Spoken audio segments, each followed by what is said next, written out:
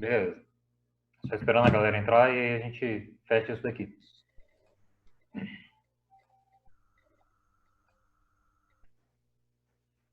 A parte conceitual tá dando para entender, Vitor?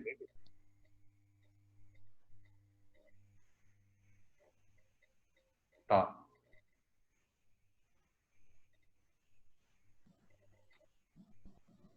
Tá. Então, mas tanto quanto a outra aula de lei de Gauss, na semana que vem a gente só vai fazer exercícios. E aí vai facilitar a vida.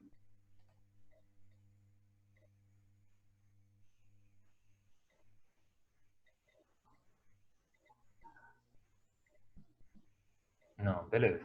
Tá de boa. Se mais alguém tiver alguma pergunta para fazer por enquanto, aproveitem. Ainda temos mais 4 pessoas para entrar.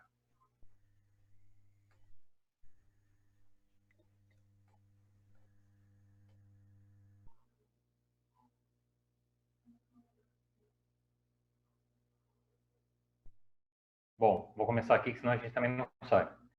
Ah, eu estava falando para vocês que tanto a Amanda quanto o Rui, agora na volta, eu não sei que experimento que eles vão escolher para estarem fazendo, mas um experimento que a gente costuma fazer lá no laboratório é o da cuba eletrolítica. E ela é o que é, no fundo? É uma bacia que você coloca, você tem 2 eletrodos. Você pega 2 barras de alumínio, coloca uma de cada lado, espaçadas, e ela vai ficar exatamente nessa posição que vocês estão vendo. Deixa eu ver se a galera entrou. Entrou. E aí ela vai ficar exatamente nessa posição que vocês estão vendo, desse jeito assim, né? Você tem uma carga, uma barra que vai estar carregada com Q e uma carga que vai estar carregada com menos Q. Pô, William, mas como é que eu carrego essas cargas? Você pega uma fonte, vai ter uma fonte no laboratório, você vai pegar um fio, você pluga ela vai entrar energia por um lado, e aí você pega o negativo, você coloca na outra e fecha a fonte. Ele vai formar um circuito. Ele fecha o circuito, e aí o interessante é que a cuba ela está vazia, e aí eu coloco água. Eu coloco água aqui nesse meio, consequentemente, como a água é condutora, ele vai passar a energia da fonte até a barra positiva. Aí a água, ela fecha o circuito, né? Ela vai formar as linhas de campo de tudo para a placa negativa. Aí da placa negativa ela sai um fio e fecha na fonte. Então ele não fecha curto, não dá choque. Não dá choque por causa da resistência, da resistividade que a gente estava conversando. Mas aí tem mais coisa por trás. Tem ano que eu acabo colocando um pouco de sal na água para aumentar um pouco a corrente.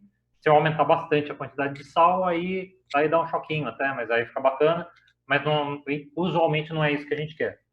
A gente só está interessado não em estudar condutividade, só está interessado em ver o que acontece em relação ao campo elétrico.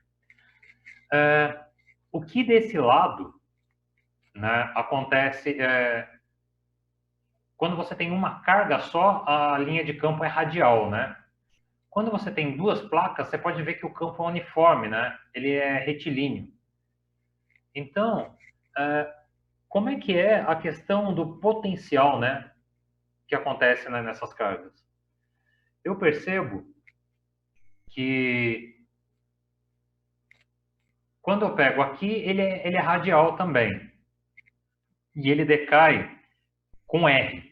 O campo ele caía com R ao quadrado, o potencial ele cai com R. Beleza.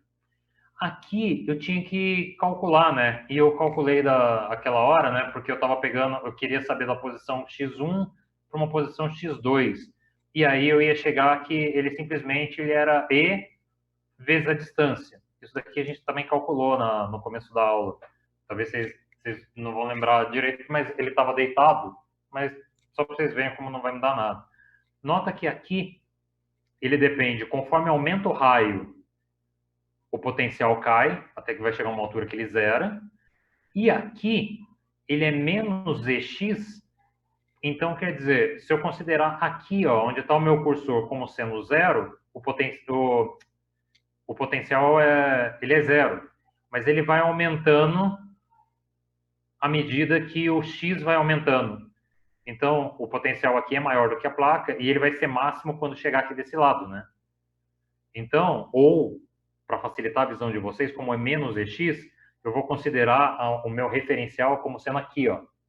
Ou seja, ele é zero aqui na placa Q. À medida que você vem vindo em direção à placa positiva, a distância vai aumentando e aí automaticamente o valor vai subindo. Então, é essa que é a minha ideia do potencial. Tá, mas na prática, lá no experimento do laboratório, eu faço superfícies equipotenciais.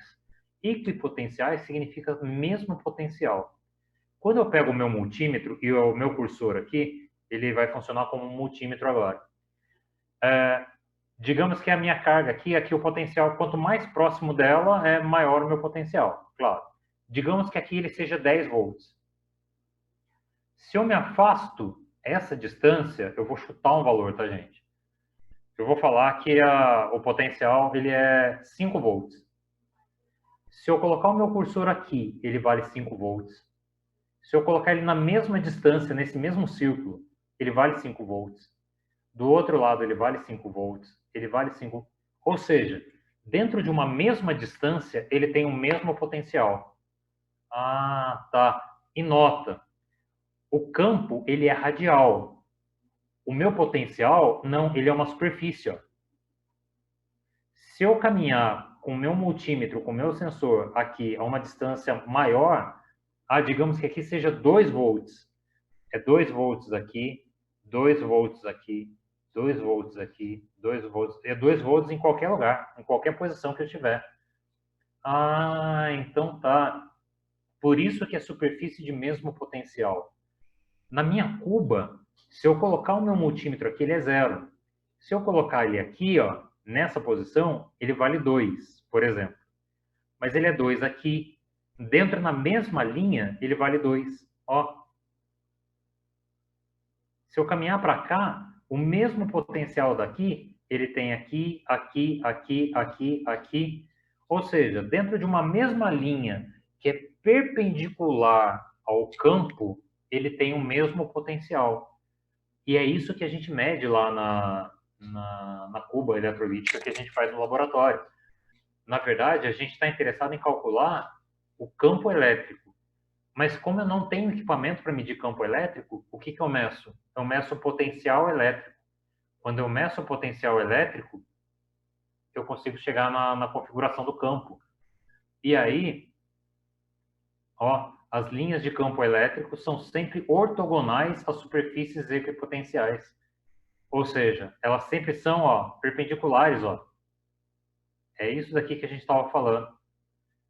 E isso é uma coisa muito legal, porque assim, só para fechar o negócio, naquele caso específico que eu estava falando, que é da placa, que V era igual a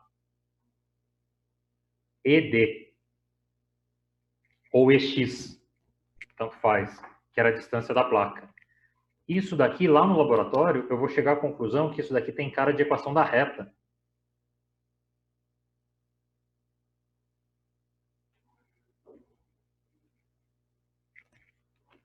Onde? Olha só.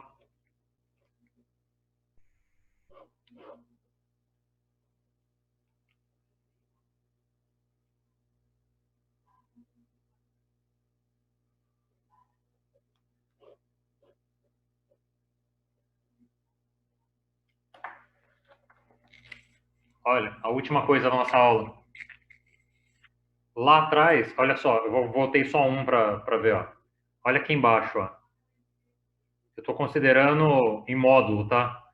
O V, a diferença de potencial, é igual a menos EX. Aqui, para facilitar, ao invés de computar menos EX, eu considerei a distância só entre eles.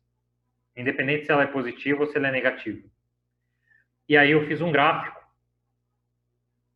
Eu vou plotar V pela distância. Quando eu ploto V pela distância, olha só, como ele tem cara de equação da reta, o V é o Y, eu coloquei o V na posição do Y. Quem que é o D? O D é o X. Coloquei o D no X. Quanto que vale o B? O B vale 0, porque não tem B na minha fórmula. Porém, quem é o coeficiente angular A? O A é justamente o campo elétrico. Ou seja, se eu fizer V2, se eu pegar 2 pontos quaisquer da minha reta, se eu pegar V2 menos V1 dividido por X2 menos X1, eu chego no valor do campo. Que era uma coisa que eu não tinha antes. Que era uma coisa que eu não tenho equipamento para medir vetor. Perceberam a diferença? Ficou claro essa questão, pelo menos no começo agora dessa nossa conversa? Se sim, beleza.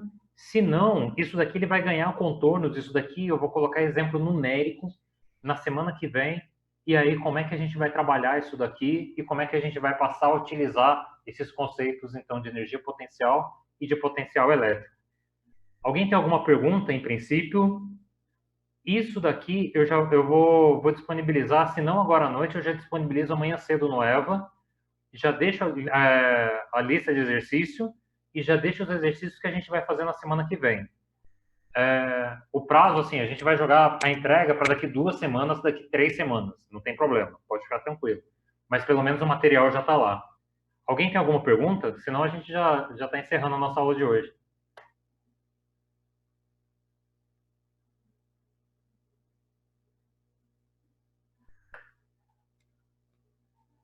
Jéssica, Maurício, Matheus, Desiane. Tranquilo, professor. Até então, de boa. Tá, então, eu vou deixar esse material, vou colocar no EVA, pelo menos, se não hoje à noite, pelo menos amanhã. Dá uma olhada nele de novo, e eu já vou deixar as 2 listas, tanto a para entrega quanto a de exercícios. Mas ela vai ser para entrega daqui umas 3 semanas, beleza? Gente, obrigado pela atenção mais uma vez, e qualquer problema, qualquer dúvida, volta a me dar um alô. Tá joia? Demorou, professor. Valeu. Obrigado, bom descanso para todo mundo aí. Valeu, professor. Boa noite. Tá, professor. Obrigada, Boa noite. professor. Boa noite. Boa noite. Boa noite, professor. Valeu, professor.